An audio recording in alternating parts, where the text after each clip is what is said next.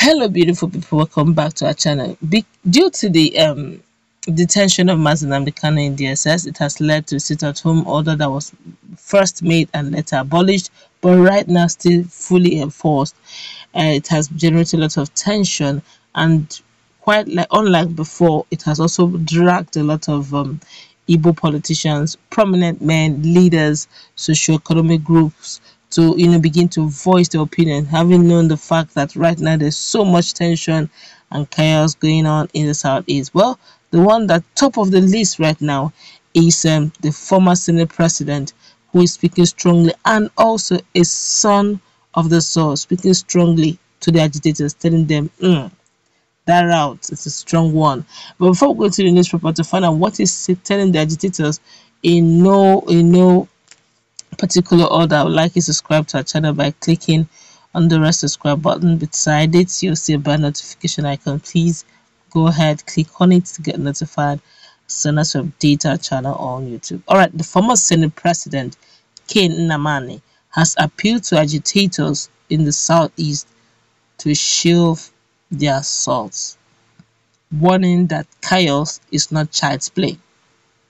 The All Progressive Congress (APC) said the destruction and the bringing down in the region should not be regarded as a challenge to the federal government only.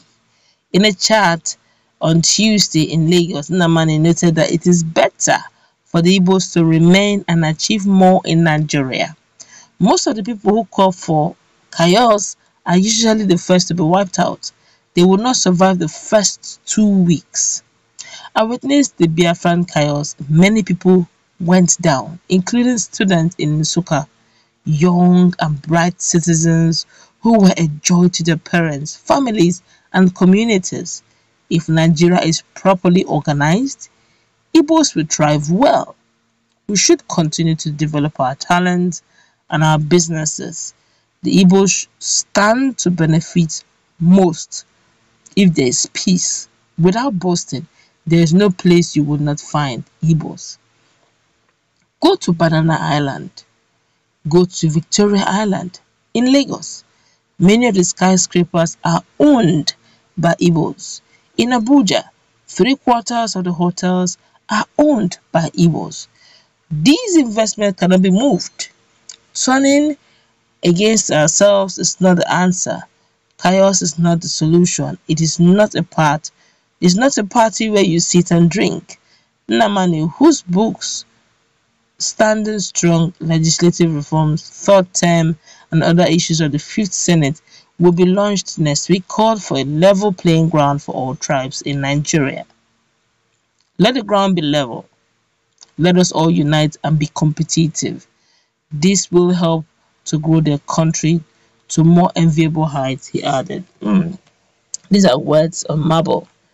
Some persons also agree with it, but there's some things. These are guys who have had first-hand experience.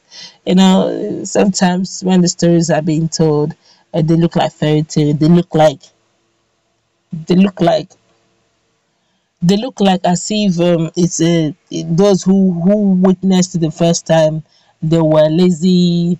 They were not innovative. They didn't have the kind of knowledge you have now. What makes you think that those you may actually be going against also will be using the 1942 style? They are also now innovative, and they may not give you that chance. I keep insisting, I keep praying, I keep admonishing, I keep begging that we need peace in the land. Nothing else but peace is what we need. Peace, where there's love and peace, development and development and all economic growth, is always a good thing. You find it there without struggle.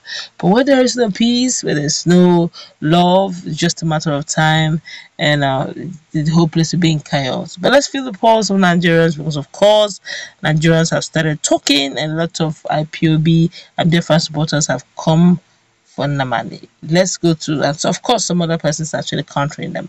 We're going to take, in no particular order, we're going to take some of the statements. This one here says, Nnamani, you're on your own, no. Just working and talking for your own interest. Continue to work for APC and you want Nigeria. Leave Igbos alone. My God, if we go, we go, and it doesn't concern you. Another name for you is Aboki. Please go and sell your books. We Igbos are saying that we don't want Nigeria again, and one Nigeria is not by force, and you should please go and sit down for talking about one Nigeria and you are Okoko. This one here is saying, which Igbos? If an ordinary man like you can pretend to speak for the entire Igbos, what of Senator Ken Nnamani? He is a leader. What of you? People like you to people like you talk anyhow. Igbos are full everywhere in Nigeria. Are you speaking on behalf of them? You too, if you think you can win this Biafra with this style, continue. That's quite a strong one, I must say.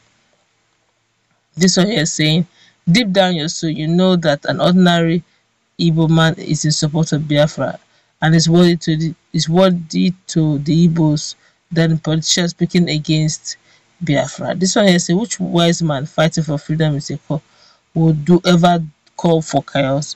Okay, that's another thing. He asked a very simple, strong question. Which wise man asking for freedom, or which freedom fighter asking for freedom would actually go for chaos? Well, sometimes unfortunately, as some of these guys who have it in the system really believe that if that's what it would take, then so be it. But I'm praying that somehow Nigeria will sort itself out. I do not know how, but one of the best way to do that is for us to, share equal resources, not marginalize some certain tribe. There's no way you marginalize a particular tribe that they will not be thinking of leaving and forming their own. This one here is saying, I agree with Ken Nnamani.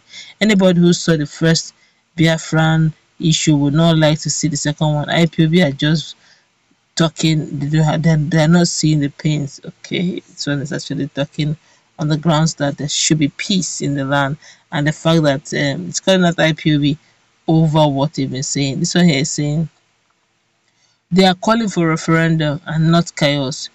Get that into your mind, sir. This one is, you think so? Continue the song, you dance it to yourself. Okay, but there's actually a thin line between the referendum they're calling and the total breakdown of law and all that. But the way it's going, because of the thinness and the sensitivity of that line, I will indulge on each and every one of us to please remain prayerful, and let's find a way of going around this without necessarily, you know, asking for chaos. There's nowhere in the world that development will come where there's chaos. No matter how talented, no matter how beautiful that community or that environment is, in as much as it lacks peace, it lacks security, I can assure you, even the best brains will be forced to leave that land and that community for something much, much better. That's what we're going to wrap it up. Let's put in our conversation. What's your take? Do you agree with what Ken Nnamani has got to say, or do you think he's just really just speaking on because he's a politician?